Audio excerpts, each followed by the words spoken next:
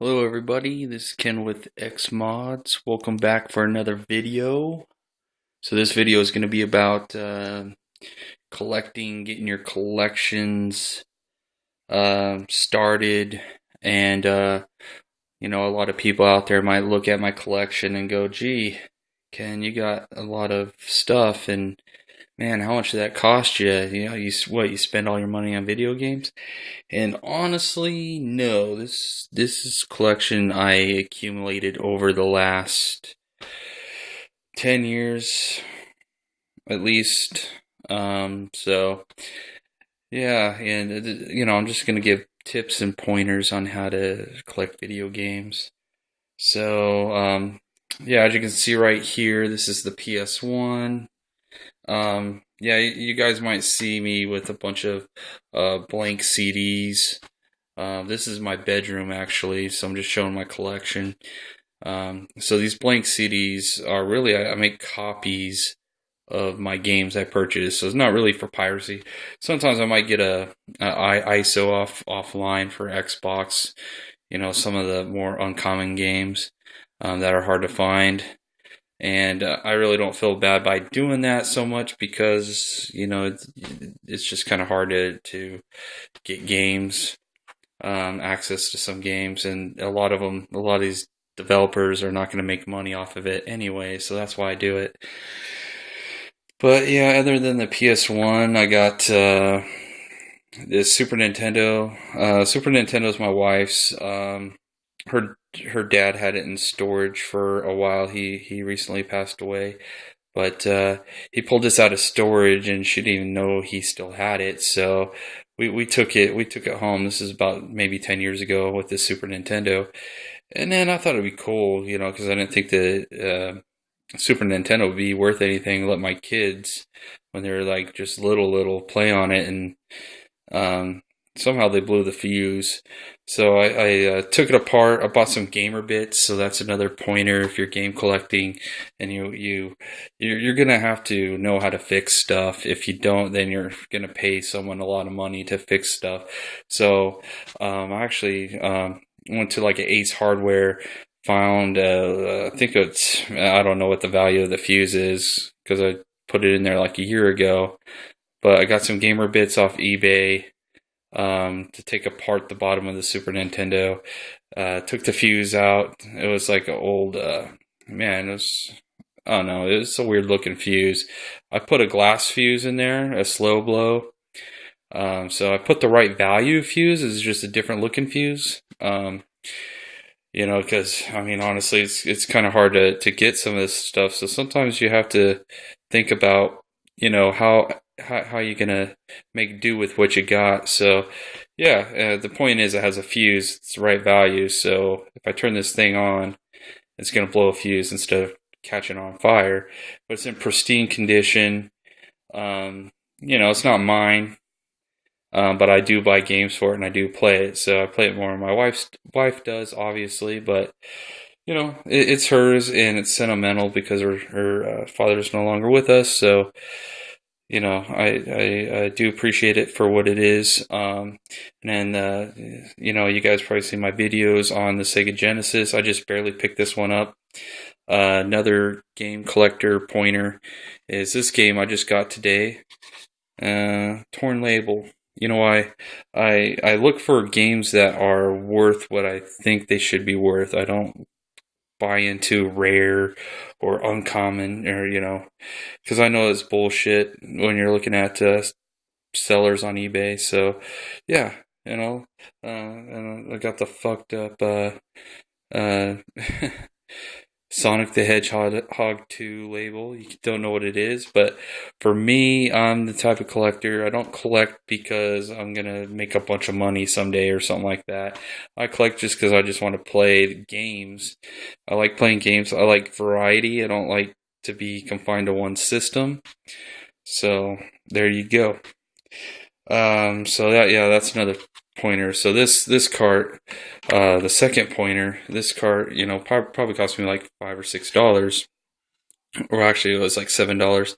We got Sonic the Hedgehog, Golden Axe, Streets of Rage, Columns, Super, yeah, Super Hang On, and Shinobi Revenge of Shinobi. That's on the torn part. So yeah, if I were to buy those games separately, that would cost me, $10 to $20 a piece, depending on how rare some hipster calls it on fucking eBay. So that's why I bought this cart. Yeah, it'd be nicer to have individual games, but also cuts down on clutter, and I really just want to play the game. So there you go. That's just a pointer right there. For Sega Genesis. Sega Genesis is still pretty cheap.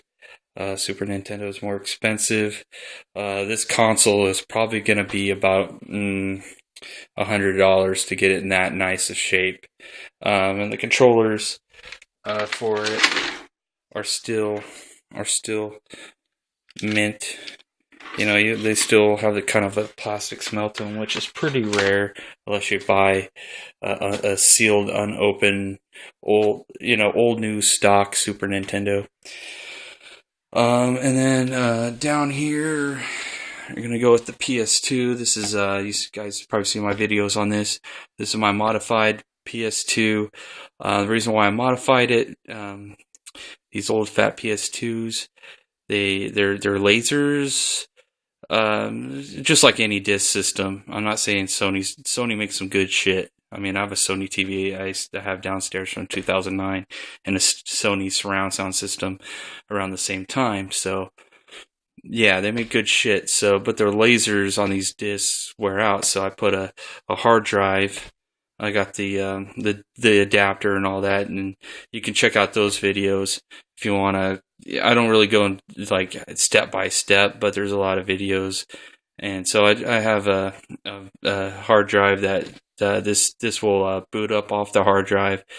I recently upgraded it to 160 gig IDE hard drive, which are kind of getting more scarce ever since we went to SATA, almost 10 years ago. So, but yeah, you can buy hard drives on eBay for cheap. And I don't know if this was new. It looked new, it was sealed, but who knows if it was, used at some point like a return or refurb hard drive. But, if it fails, whatever, it cost me like $11 for that hard drive, and I could load all my games on there. So yeah, it's not really designed for piracy. It's just to kind of give me more longevity on my hardware. And then I got the PS3. It's a fat PS3. It's the 40 gig model, so it doesn't play PS2 games. That's why I have a PS2. If I did, I would just have the PS3 if it was backwards compatible. And this really, I got into PlayStation because I needed a Blu-ray player, and it was $50 more at the time, about almost 10 years ago. So I bought this. I bought brand new. The Xbox. You've probably seen the videos on those, on the videos I have on this. Make a long story short, my buddy sold me an Xbox for like $80 back in the day, going way back when, like 2002 or 3.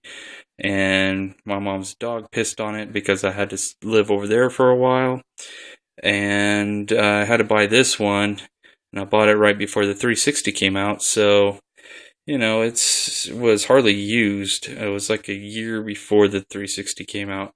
So I have this modded as well, which is more risky because it has a hard drive, and if your hard drive crashes or something, you lose everything. And if you mess it up, because the hard drives have special files on them, paired to the motherboard, essentially, to put it in layman terms. So, as EEPROM files and all that. So I upgraded the hard drive just to make it not only to put a newer hard drive in it, to put a bigger hard drive so I can rip my games to it. And same concept with the PS2. I'm just trying to kind of make the hardware last longer. And then I got a nest of wires back there. This whole shelf is new. It's secondhand store. That's another tip. Go to secondhand stores. You can find some shelves or whatever to make your your retro collection, if you collect hardware, or just anything. If you like to play on the Retron 5 or these clones, good for you. But this is just kind of a good way to kind of not only showcase but organize your stuff. And there's a lot of space in between. So I kind of like this shelf. And then over here I got the 32-inch Philips flat screen TV. And like I mentioned in my other videos, if you're going to go with like a generic brand, go with Philips or a cheap brand, because none of their stuff breaks down. I at least have it on me. Honestly, I see a lot of Vizio TVs are open box or returns at stores. So whatever. If you like Vizio, that's fine. If you like, I just see a lot of Vizios and hear a lot. I just make my own conclusion on it because I never owned a Vizio, but you kind of figure out what's going to work. I got the Apple Airport Express for my Wi-Fi. Behind the TV, honestly, I got a Ethernet switch to hook all this stuff up. Some of the retro stuff is not going to, when I say retro, I kind of throw in the PS2 in there, but I know it's not retro. So I have an Ethernet switch so I can hook up a lot of different things to it. And speaking of switches, you can see right here, you've probably seen that in almost all my videos. That is my, I guess you can call it composite S-Video switch. So, I don't know, how many things can I hook up? Like 5, or 4, so it's a 4-way switch. It's automatic. Automatic switches kind of they're flaky sometimes because you'd be playing a game and all of a sudden it'll switch to another input, but it also has a manual override. So I kind of like this switch. It's also a Philips, so it's pretty good. I had this switch for about as long as I've been collecting, ever since the 360, and mostly it's just like buying back stuff like the Super Nintendo, even though it's not mine. I had one when I was a kid, but you're splitting it with 3 brothers that yank on the controllers and stuff. The Genesis, I used to have that more like when I was a teenager, and I got rid of it. I don't know, I probably didn't have space for it. So that's why a lot of people buy back some of the stuff that they are missing. I got an Apple TV there. I got the Red Ring of Death Xbox that's fixed with the custom eject button, all that you see in my other videos. It has 2 big heat sinks, so it blows out cold air. It looks like crap.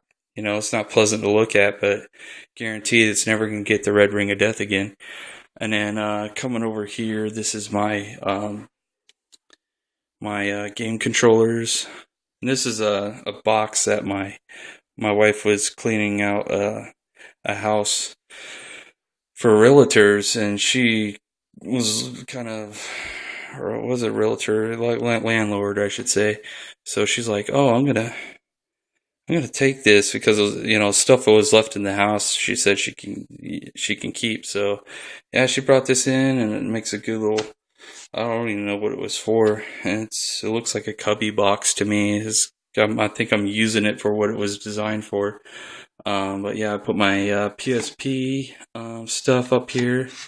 Got the PSP 1000 model, which is probably the best one if you want it to put in your games and read it right away. I got the very limited amount because I'm barely collecting retro stuff because it's so expensive. So I'm barely collecting stuff on that. PS1 games. Got Xbox magazine demos, a bunch of PS1 games. I'm collecting PS1 too. So even if you want to collect PS1 or PS2, it's really cheap to do right now. It's time to buy on that kind of stuff. that's another thing when you're collecting and you're like, wow, that guy has a lot of stuff, is because you buy it when it's cheap. And then of course this is sitting on a shelf, and then I got PS2. Well, I'm sorry, this is Xbox games, PSP games, and UMD movies. PS2. I got PS3 and some books and junk down there. Um, so yeah, that's about half of my stuff. And then downstairs in my living room, I got a Wii. I got that at a secondhand store, pretty complete with everything, in box for about $20. So that's another thing. Look out for deals. Buy it when it's cheap. Don't buy it when the hardware goes up. Um, this this is my Game Boy Pocket. I put this together. I was trying to do a front light mod on my black one, and I cracked the screen. So I basically took the board out of that and swapped it over, and this one didn't have the LED light, so I drilled and put the LED light in with the board from my old black Game Boy Pocket. And this is exactly the Game Boy I had that my parents gave me for Christmas, as far as design and color and everything. So I had a green Game Boy Pocket just like this when I was a kid. This is a reproduction cover, because when I bought this Game Boy Pocket, didn't I have the cover? So another thing I'm never gonna get rid of. So I think I did a pretty good job on this Game Boy Pocket. I like the Game Boy Pocket because it has a nice bright screen on it. For better than the old fat ones that were monochrome, because they were green and you couldn't see stuff as good as the Pocket. That's pretty much it. I added I didn't know it's this number 2. I thought it was just siphon filter. Always have to read it and read it again. I got this for $2.99. So yeah, you wanna look. I got Doom on PS1. So yeah, I don't really play PS1 too much, so I don't know why I collect it. But some of the games that came out on PS1 could be total crap or really good, and and you can play it on the PS3, so it's backwards compatible.